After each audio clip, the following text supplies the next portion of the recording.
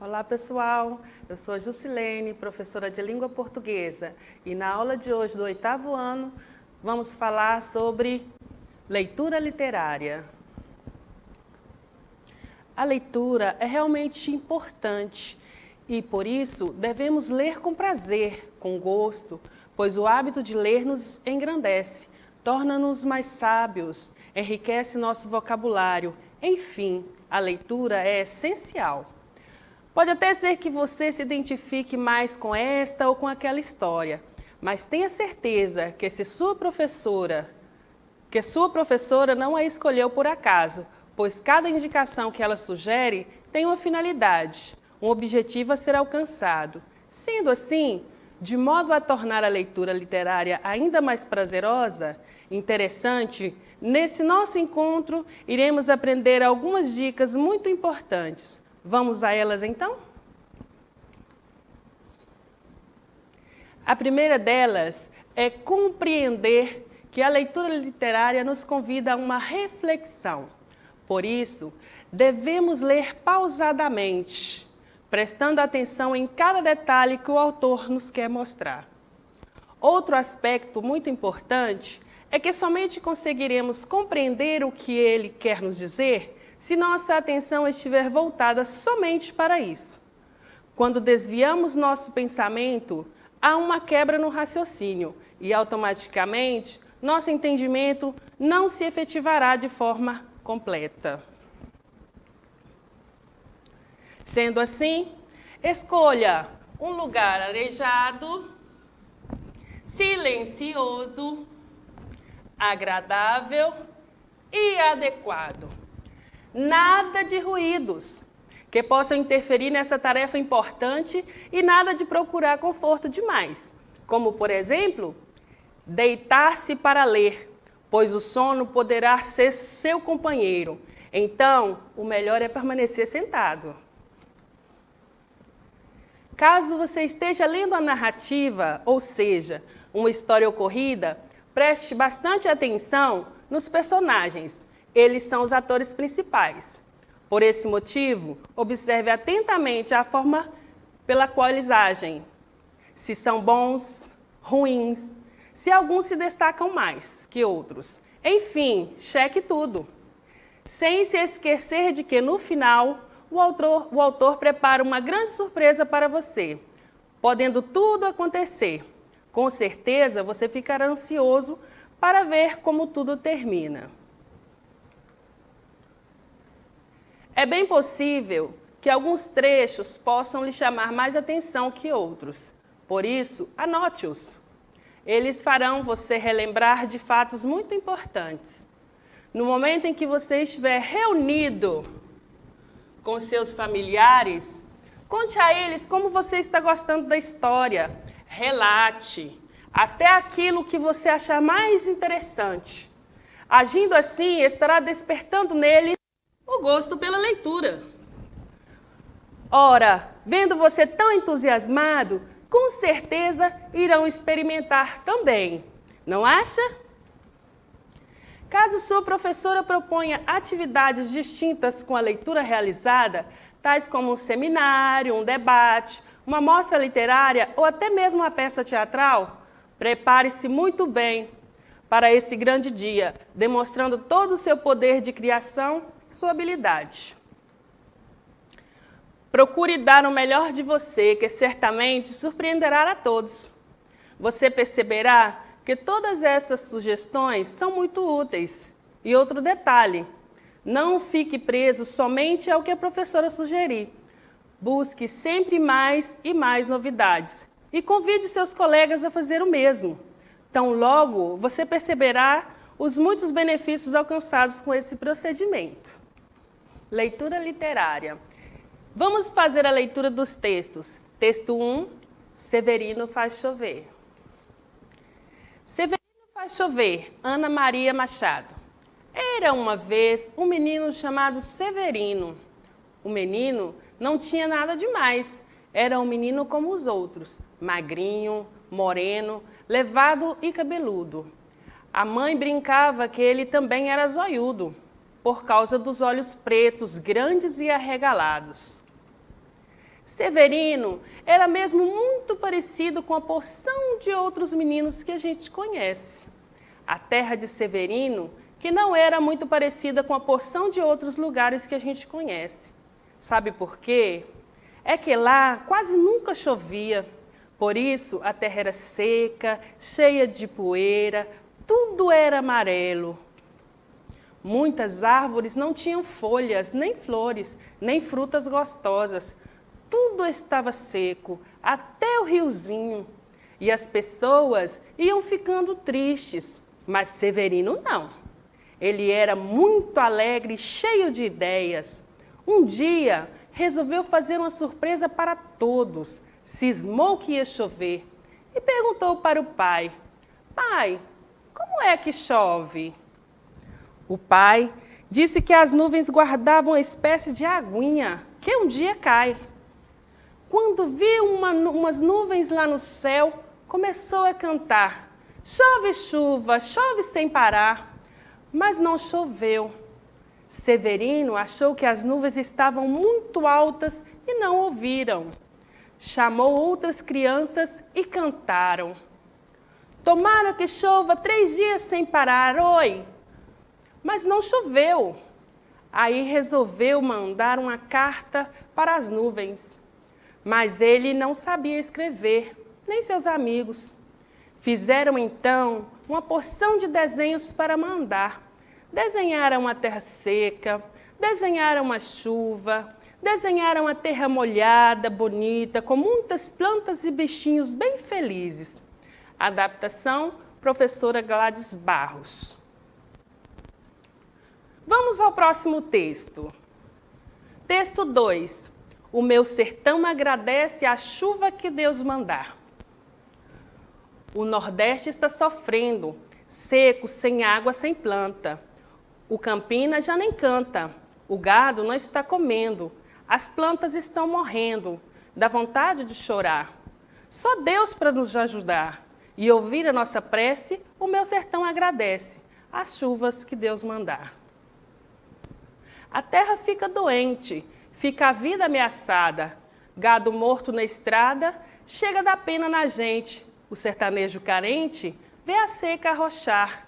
Quem come do que plantar, baixa a cabeça e faz prece. O meu sertão agradece as chuvas que Deus mandar.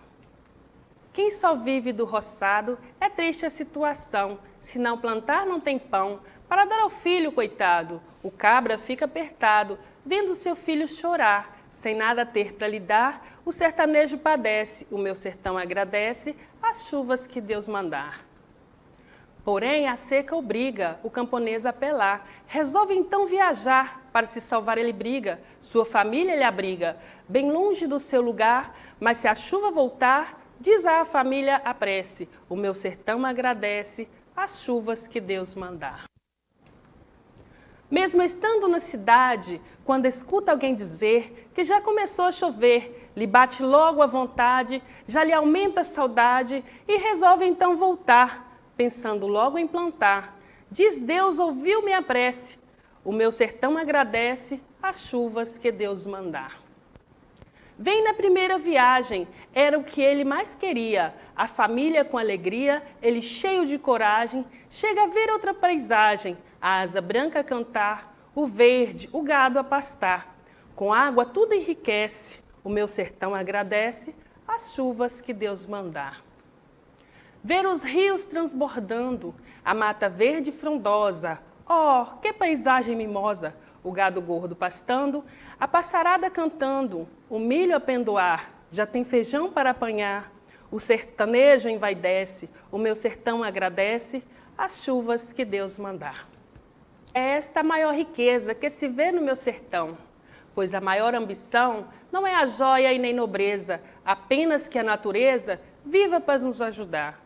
Que Deus possa abençoar e da gente não se esqueça, para que o sertão agradeça a chuva que Deus mandar. Francisco Hariosvaldo de Oliveira. Bem, vamos praticar. O que há de comum e diferente entre os dois textos? Em comum, a gente tem que entre os dois textos, a gente pode imaginar o local onde está acontecendo o fato, que no caso seria no sertão, né?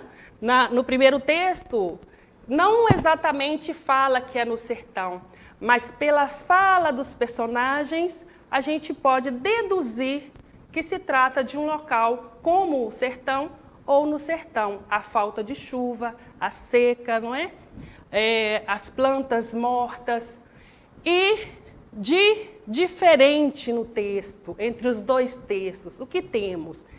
De diferente, nós temos em que o primeiro texto, ele relata os fatos de uma maneira que nos leva, incluso, a sorrir, de como os personagens vão levando o tema.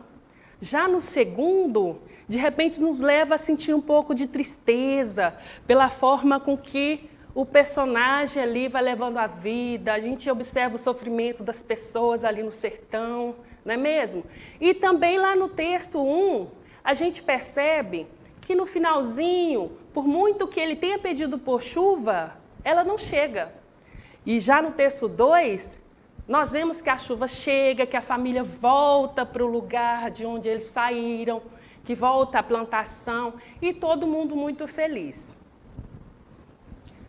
Quando optamos por ler alguma obra, devemos observar os seguintes pontos: tema do livro, personagem principal, indicações sobre o lugar da ação, característica da ilustração, se houver. Ter uma opinião avaliativa sobre o interesse que uma obra provoca e o valor que lhe atribuímos. Ou seja, será que essa obra é interessante, me chamou a atenção? Será que eu tenho vontade de continuar a leitura, de procurar outras obras desse autor, né, que ela me chamou bastante atenção? E que valor? Ou seja, o que ela traz para mim? O que ela me induziu a sentir na leitura que eu faço dessa obra? O que dela eu posso tirar para transmitir para os outros? Expressar críticas sobre a obra, respondendo questões do tipo: para quem este texto foi escrito? Por quem e por quê? Para quem? Vamos analisar. Esse texto que a gente leu agora, os dois. Se a gente ler o primeiro texto, a gente vê que ele está mais voltado para um lado juvenil. Já o outro amplia mais. Qualquer um pode ler os dois textos, porém um a gente vê que está mais voltado para o lado juvenil, né, de crianças, adolescentes, e esse aqui, um adulto, por exemplo, chamaria mais a atenção, o texto 2. Estou de acordo com o autor deste texto? Ou seja, se eu pego este texto para analisar, a opinião desse autor, ela bate com as minhas opiniões ou divergem? Porque nós temos opiniões próprias, então, de acordo com este texto, eu posso estar ou não de acordo com o autor. Qual o interesse global do livro? É um livro que faz rir? Como? É um livro que faz sonhar? Por quê? É um livro que faz refletir sobre o quê? É um livro que faz descobrir coisas desconhecidas? Quais? Qual é o interesse da história? A ação, o suspense? Provoca o desejo de ler e saber a continuação? Qual é o interesse dos personagens? Podemos imaginá-los bem?